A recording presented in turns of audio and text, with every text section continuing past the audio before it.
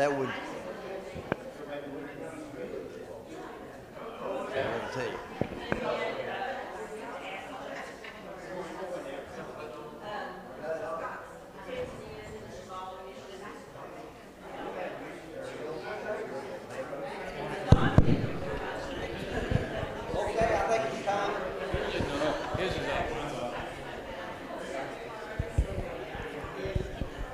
Okay, I think it's about time we get started. We've got a lot of ground to cover today. In fact, I dare say we will not finish chapter 6 today. We're going to pull a Carlin here and probably spend a couple of weeks, at least 2 weeks in chapter 6, because chapter 6 is without a doubt one of the more misunderstood and I hate to say this, but misinterpreted sections of Revelation. There's a lot of information here and some really far out ideas come out of chapter 6. So we're going to talk about chapter 6. We're going to spend more time maybe reviewing a little bit. I apologize for the redundancy. But let's stop and let's think just a second. There's several things that I've said you've got to really ingrain in our minds to correctly interpret the book of Revelation. One of them that is imperative that we remember. Who were the original recipients of this revelation, this apocalypse, this revealing? Who was the original group to whom this was addressed? Christians in the first century, many of them Jewish, many of them Greek, many of them Gentile. But the first group that had this, it came directly from God through the Apostle John for this particular group. You got to remember that, because you got to remember what was God and through John trying to get across to these early Christians, steeped in the Roman Empire, being persecuted unmercifully, going through all the trauma and the difficulty. And we have to stop and we have to say, what was being said to them? What were they hearing? What were they understanding? Now, I'm not in any way minimalizing the great relevancy it has to us, because it is chock full of what I call eternal truths, and we can gain so much from it. And that's why it's so imperative that we stop and we have a full understanding of this book. And it takes a lot of digging and a lot of background and a lot of research. The second thing we've got to keep in mind, and I would urge you to do so today as we get into this very difficult passage, chapter 6, is keep in mind the nature of this genre of writing, this apocalyptic writing. And we've talked a whole lot about this. What are a couple of things when we talk about apocalyptic language? And we've talked about this was very prominent in the first century, been around for about 400 or 500 years, and a plethora, a tremendous number of works, both what we might call canonical. What's that mean? If something's called canonical, part of the canon, yeah. Part of the canon, we see it as inspired writing from God in what we'd call the Bible. And there are several works. We're going to look at one in depth here in just a minute, back in the Old Testament. And secondly, there's so much, and might say apocalyptic literature. What are the characteristics of apocalyptic literature? Very tremendous amount of symbolism. And we've talked a whole lot about that. And so we've got to say, when we think about that, what do these symbols mean to these people in the first century? We've given some examples of things that we use symbolically, like raining cats and dogs, or putting on the dog for lunch, or we've talked about that symbolism that we use that probably some folks in the first century wouldn't understand. And so there's some things that we've got to go back and say, this symbolism, what did that mean to them? And then turn that and look and say, well, what can we use that same symbolism in our society today? And the second thing that we talked about, there is so much of Revelation that goes back to the Old Testament. Over and over. There's messianic prophecy. There's all kinds of symbolism from the Old Testament. There's all kinds of messages, and we'll see a whole lot of that today. And the third thing we've talked about, and this is near and dear to my heart as a historian, you've got to understand the historic setting that all this was taking place. And you're going to see that front and center here in just a few moments. There's some historic fact that completely explains a symbolic concept here in Revelation, that if you don't understand that, you won't get the meaning. And so with all these things, I apologize for the redundancy, but I want us to all remember that we've talked about these things and why it's so important for us to keep that in the forefront of our minds as we get into Revelation itself. Now, the very first thing in chapter 6 that just blows some people away, we run into what we generically refer to as the 4 horsemen of the apocalypse. How many of you heard that before? Suddenly we see 4 individuals or entities mounted on horseback. And again, as I said at the onset, this is some of the most misunderstood and misrepresented things that we can see in the book of Revelation. Now, in order for us to really understand these 4 horsemen of the apocalypse and understand what God is trying to say to these early Christians, we're going to start by going back to the Old Testament. Do you realize that we see horsemen in the Old Testament in a messianic prophecy? Let's go back to the book of Zechariah. And as I've said, most of us probably aren't as familiar with the Old Testament. Zechariah is right at the end of the Old Testament. Turn back to Zechariah. Those of you that have phones, that's easy, isn't it? For us IT illiterate people, we have to thumb through the Bible. But Zechariah, the very first chapter, and we need not only the Old Testament background here, but a little bit of historic background as well. Beginning verse 7 of Zechariah, the first chapter, on the 20th day of the 11th month, which is the month of Shebat, in the 2nd year of Darius, or Darius, some people pronounce it. Anybody know who that is? He was the emperor, the 2nd emperor of the Medo-Persian Empire. Cyrus, his father, had captured a tremendous amount of land and added it to the Medo-Persian Empire. Medo-Persian Empire had overthrown what empire? Babylon. The Babylonians had been overthrown, so that shows you the strength and the power. And of course, when they took Mesopotamia, which is that land between the Tigris-Euphrates River, that's where the Babylonians had come from. And they captured Babylonian territory, and they also had a bunch of Babylonian captives that they took. And those were whom? The captives from the land of Judah from 586 BC, when they took that third wave back to Babylon. And so they've got all of these former captives of Babylon, and Cyrus decides, we don't need them here. And it wasn't necessarily out of the goodness of his heart, but he thought, we'll get them out of here, and we'll kill 2 birds with 1 stone. We'll send them back to Israel, the land of Israel, old land of Judah, and we'll just let them be good, loyal subjects there. Well, under Darius, his son, they had the authority to go back. Some of them did, some of them didn't. And Zechariah, he's back, he's prophesied. You know, we've looked at Jeremiah, we've looked at some other Old Testament prophets that were still there, but Zechariah has come back with this wave, and Zechariah is given a specific job. Does anybody remember what the job God gave him, the prophet, to do when they get back to the land of Judah? Rebuild the temple. Okay? Another prophet we'll talk about later is supposed to rebuild the walls. Rebuild the temple. Obviously, an integral, important job to rebuild this temple to worship God and to rebuild the walls for protection. Both groups have a horrible time. Does anybody know why they had such a terrible time fulfilling this mission that God had given them? I'm sorry? I'm getting old, I can't hear. Too many old tractors and too many gunshots in my ear. Sanballat.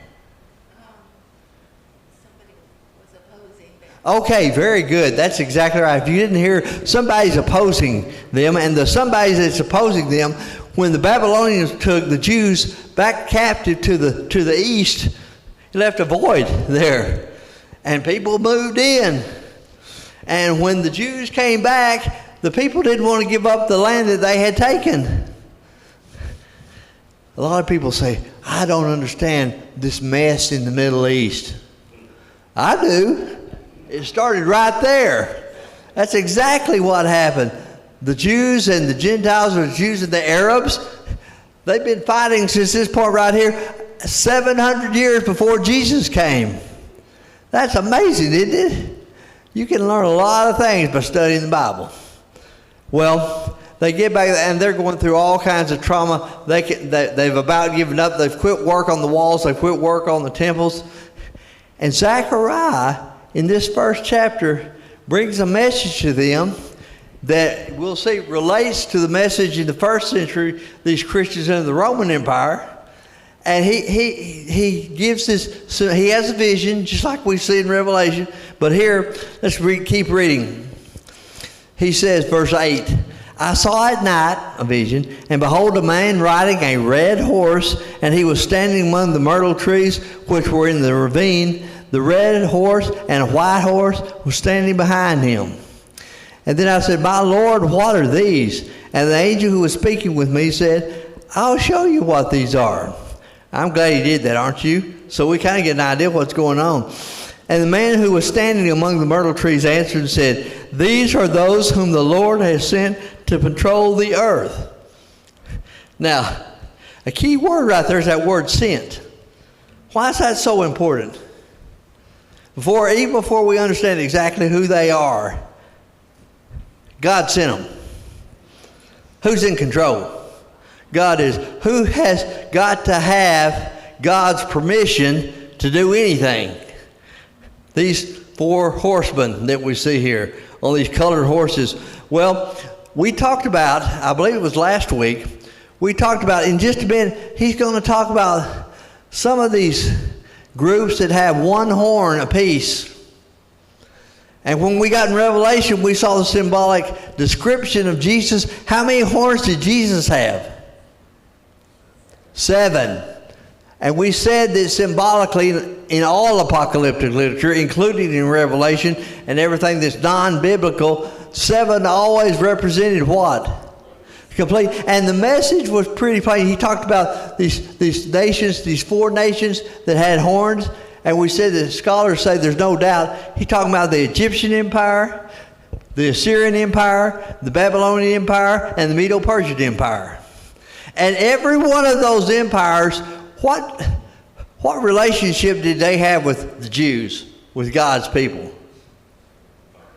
They persecuted them. The Assyrians took off the nation of Israel. The Egyptians, we know they had 400 years of bondage for God's people. The Babylonians, as we've already said, in three invasions, had taken Jews off in captivity. And the Medo-Persians, even though they let these Jews go back home, they still kept the thumb on them. And as we look there, if you'll remember, the message that Zechariah was bringing to these Jews who are sitting there undergoing this persecution and not thinking they're not going to be able to rebuild the walls of the temple. Think back, he's saying, through this symbolism, all those nations that have had their foot on the neck of God's people through the years, where are they now? They don't have all that much power. They have one horn, symbolically speaking, and the Lord has 7 horns. In other words, very plainly, who's in control? God is in control. Now, we've talked about, for these first century Christians that are suffering so bad at the hands of the Romans and the Domitian Empire, the Domitian reign, they need to hear that, don't they? Who's in control today? God, you start looking around our world, in our country, in our state, in our local area, sometimes, I don't know about you, but I get a little frustrated because it almost seems like that evil and Satan's in control. He's not. God is just as much in control as he was then. Now, think about this. Based on what we talked about a minute ago, these representatives of evil, symbolically speaking, who under whose authority were they? They had to have permission from whom to go out and to patrol the world, as Zechariah said. God was allowing them. And let's go back to a very familiar passage as we really emphasize this. Turn back to the 2nd chapter of the book of Job. We all know this, very, very familiar. God has a conversation with whom here? Satan, okay? Let's start verse 2 of chapter 2 of the book of Job. The Lord said to Satan, "Where have you come from?" Satan answered the Lord and said, "From roaming about the earth and walking around it." What's that kind of sound like? Those horsemen that we talked about. And the same ones we're going to see are the same configuration that we're going to see in the book of Revelation. And the Lord said, "Have you considered my servant Job? For there's no one like him on the earth, a blameless and upright man, fearing God and turning away from evil. And he still holds fast his integrity, although you incite me against him to ruin him without cause." Satan answered the Lord and said, "Skin for sin. Yes, that's a man that will give his life, who will give for, yes, all that a man has, he will give for his life. However, you put forth your hand now and touch his bone and flesh, he will curse you to your face." Now look at this 6th verse. And the Lord said to Satan, "Behold, he is in your power, only spare his life." God was going to permit Satan to attack Job, but what did he say right there? You don't take it. God gave him permission to exist, but he put limitations on it. Now, that's basically, if you go back and you look at Zechariah, that's what he was saying. Yes, the Egyptians and the Assyrians and the Babylonians and the Medo-Persians have caused you trauma and heartache and trouble. But God let it happen for a reason. For a reason. And God has control, not them. Same thing here that he says to Job. Have you ever, don't raise your hand here, because I know the answer. Have you ever wondered, why is this happening to me? Something bad. Something bad. Man, I have. Why has this happened? And then I think I try to keep it in the forefront of my mind. Sometimes it gets cloudy. But I think about what Paul said in Romans 8:28. We know, see the certainty? We know, and probably every one of us do, sometimes it gets buried. We know that in everything, what does that leave out? Nothing. We know that in everything, God works together for good with them that love him and are called according to his purpose. Does that include bad things? Does that include when Satan's attacking me? Or the minions of Satan are assailing me in this life? Yeah. That's the message that we're going to see here in these 4 horsemen of the apocalypse. They say God has allowed Satan and earthly allies of Satan to move out into the world, but God is in control, and behind it is so that God's will can be done. Now, do you think that was a beneficial message for these first century Christians? You know it was. In fact, we're going to see when and if we get to the 4th seal here in just a minute, we're going to see they got a question for God. They've got a question for him. How long is this going to go on? When's it going to end? Why is it happening? Well, that's in chapter 6, verse 10. Chapter 10, verse 6, we're going to get the answer. But the bottom line is, we've got to understand this background, that God is in control, and God allows Satan a little bit of leeway, but in the end, God's people, if they remain faithful, Revelation 2:10, we've quoted many times, be faithful even unto death, and I'll give you a crown of righteousness. It'll all work out. You're going to be blessed. Now, before we go any further, before we get into the text itself, any questions or comments this morning? like I say, it is imperative that we understand those items before we get in. Any questions or comments? Now, I know I didn't do that good a job of explaining that.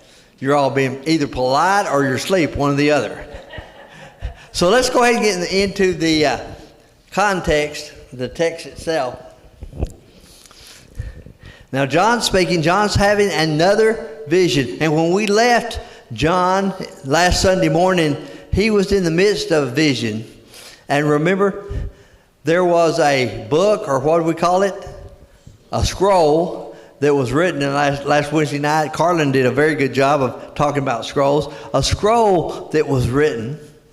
And in this scroll, the problem was it was where you couldn't read it.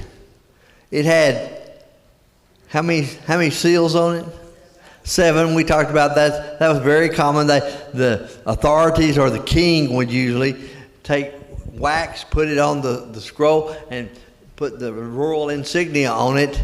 And only authorized people could open that to give the king's proclamation. And John is distraught. Why? There wasn't anybody that was worthy or had the authority to open it. And the angel said, quit crying, quit worrying, because there is somebody. And that somebody was whom? The Lamb, Jesus. And why was, word throughout Revelation, why was Jesus the only one that was worthy to give the plan of God? He had been slain for it. He was worthy to reveal the plan of God because he was going to be the plan of God, the ultimate plan of triumph for God's people. So we see, then I saw the Lamb, we know we're talking about Jesus, broke one of the 7 seals. We're going to see each of the 7 seals broken here in this vision. And I heard one of the 4 living creatures saying as with a voice of thunder. Now, I've told you before, in Revelation and really all apocalyptic literature, thunder tells you do what? Pay attention. Pay attention. Something special going. Remember when Moses went up on Mount Sinai? What happened? Thunder and lightning and an earthquake. We're going to see an earthquake in just a few minutes too if we get there. God, and so that symbolism was used long before Revelation as well. And then that one little old word, it says, come. What's significance about that? The Spirit of God, that's what we talked about, the 4 living creatures. We looked at some Old Testament references to that. The Spirit of God says to this first horseman, come. He's in control. Yeah, ordered it. Very good. You don't see his presence until God says it's okay. And so we look at that. Now, I'm going to tell you right now, again, this is a terribly misunderstood and misinterpreted horseman right here. And the reason is because this horseman, let's just read it and look at it and see why some people say that misunderstand this. He said, I looked and behold a white horse, and he who sat on it had a bow, and a crown was given him, and he went out conquering and to conquer. Now there are some people, even relatively respected scholars of the book of Revelation, who see this as being Jesus. And every Revelation scholar under whom I've studied or read that I really consider trustworthy say there's no way it could be Jesus. And for several reasons, they say it's not Jesus. First thing I want you to look there in that second verse. He says, I looked at a white horse, and he, look at the pronoun he right there. In the NASB, it's not capitalized. Is it capitalized in yours? Now we know the Greeks, again, I'm not a Greek scholar, this is where Bill's daddy was the expert. They had a pronoun, they would capitalize the he for the idea of the supreme, always God. Look at the Old Testament in the Hebrew, New Testament in the Greek. Every time it's talking about God or Jesus or the Holy Spirit, it's always capitalized. This was not capitalized, which tells me that in the original Greek, it can't be Jesus. They say, yeah, but he's on a white horse, which signals victory, and he has a crown. But this is where Roman history comes in really, really tremendously effective and tremendously interpretive as we look at this. There was a nation called Parthia. Anybody know the Parthian Empire? Anybody know anything about the Parthian Empire? I'm sorry? Oh, yeah. They fought everybody. The Parthian Empire started back there in Mesopotamia between the Tigris and Euphrates River, particularly out in the desertous region. The Parthians were a wild, barbaric, brutal, semi-nomadic group of people. And when they started expanding, they expanded very, very quickly across the then known world, particularly all through the eastern part of the Roman Empire. The fascinating thing about the Parthians, they were different militarily than almost anybody else in the whole wide world. Very different from the Romans, because the Parthians, their warriors were all mounted. We'd say they were all cavalry. And they preferred to ride, anybody want to guess what color horses? White horses. And these barbaric hordes constantly plagued the Eastern Roman Empire. And there was a massive, massive battle that Rome fought to try to subjugate Parthia, and the Parthians won. Now, they couldn't conquer the rest of the Roman Empire, but they pretty well controlled the eastern part all the way to the eastern seaboard of the Mediterranean Sea. And like I said, they were horrible, they were brutal. The old land of Canaan, the land of Judah, land of Israel, they were constantly being invaded by the Parthians. And the other key to this, you see, he was given a bow. Unlike any other military in the ancient world at that time, they didn't depend on the two-edged sword, like the Romans did. They didn't depend on the infantry and lances and spears. You want to guess what they used for their offensive capability? They were archers. They were a well-known fact, and because of the deadly accuracy, they were terrifying.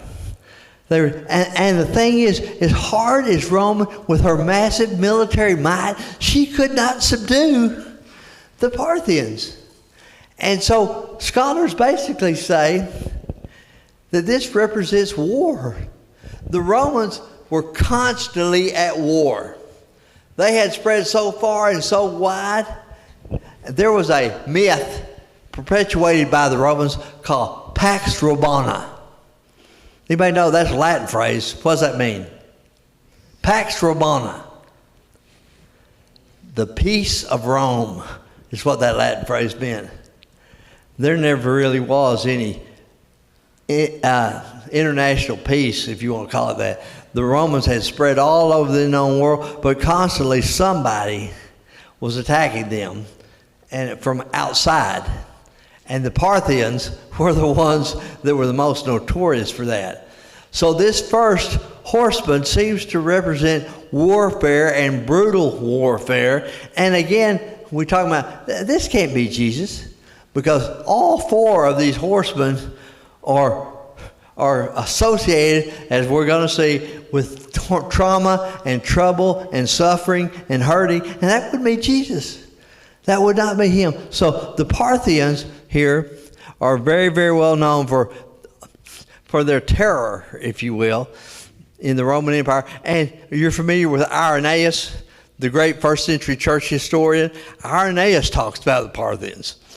So it was well known to these people when this white horse shows up with a bow and an arrow and danger and conquering and death. They know who he's talking about. And the message is very plain. As omnipotent as Rome claimed to be, they never could control the Parthians. That there was a force greater than them. And the message is pretty plain. God would use war, represented by the Parthians, to eventually defeat Rome. And we know he did. Comments or questions about that? We spent a long time on that one horse. We won't spend that much time on the other three. Yes, sir. Go ahead, Jim. You can help me on that. Looking at the notes in my book here, the three things they say that this horse represents, different ones, and is Christ, and they give us the scripture to go to, the Antichrist, and the third one, Antichrist, and a spirit of conquest. Yeah. Now, when you go over to what did I tell you that was? It seems to be Christ in that, you know what I'm going to, the chapter? Oh, well, I know where you're going. Yeah. What chapter is that now? I'm not sure right off the top of my head, but that's where a lot of these people get this. Yes, right, because there it's a white horse, and it's faithful and true, which we know represents Christ. Mm-hmm. So you see him on it. So how do you decide? Well, because, again, like I just say, in the original Greek, it doesn't emphasize it's Christ. You see a human force.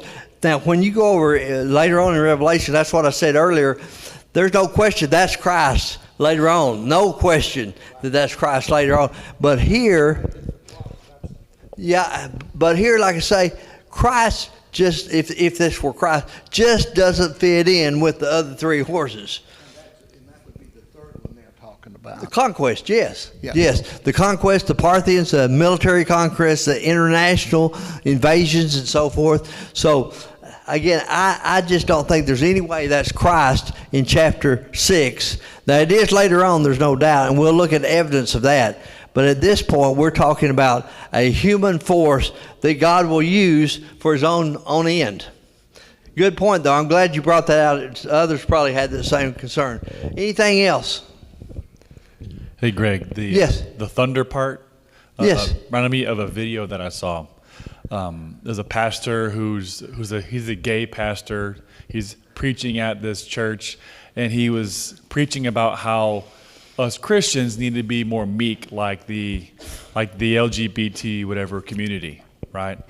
And right as he was saying that, boom, big thunder crash. The lights flickered, and then everyone's kind of like, and he's like, that's just a coincidence.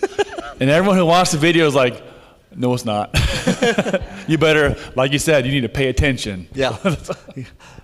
And I'll tell you what, I don't know about the rest of you, but I have taken the word coincidence and irony and luck completely out of my vocabulary, because I honestly don't believe anything just happens by chance.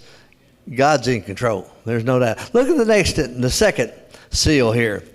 When now look at the difference between what we see there in chapter 6 verse 2 and chapter 6 verse 3. Now the he in the NASB is capitalized.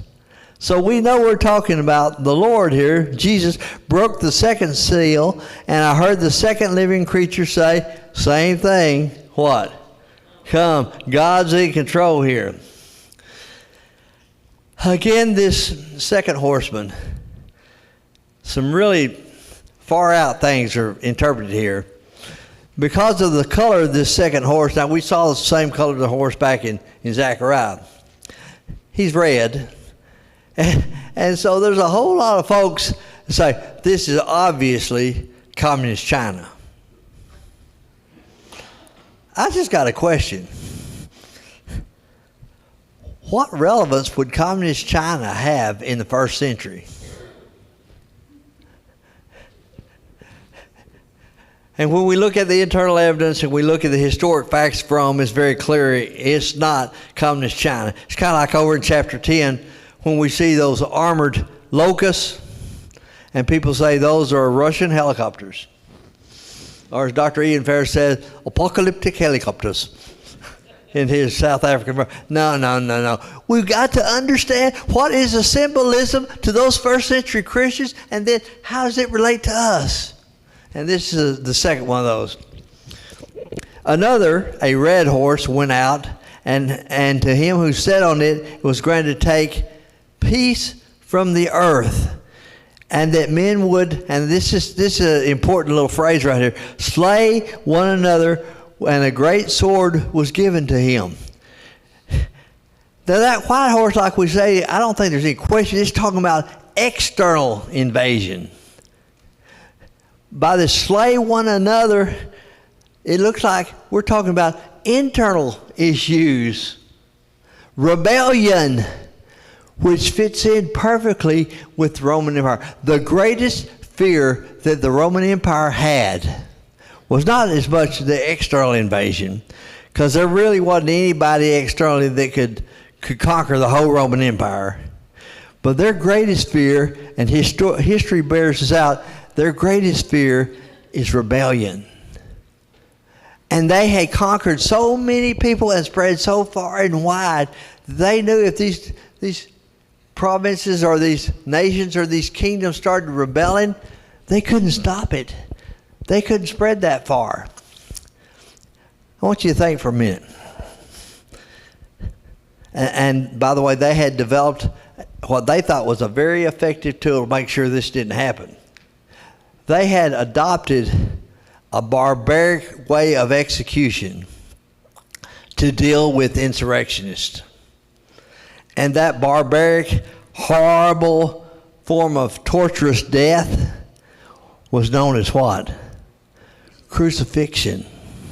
I don't know if you realize it or not, but crucifixion was primarily reserved for internal insurrectionists, those that were rebels, those that were rebelling. Think for a minute. The Jews have tried everything in their world, in their tool bag, I guess you could say, to make sure that the Romans slew Jesus. They didn't have the authority to put anybody to death themselves. They had to depend.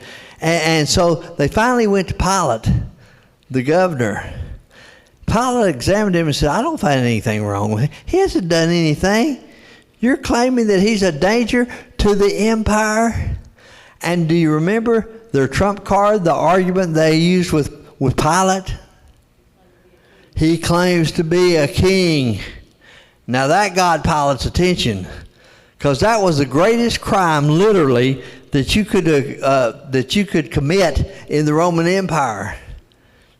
And they said, you don't do something about him, Caesar's going to find out about it, that you got an insurrectionist here wanting to be a king.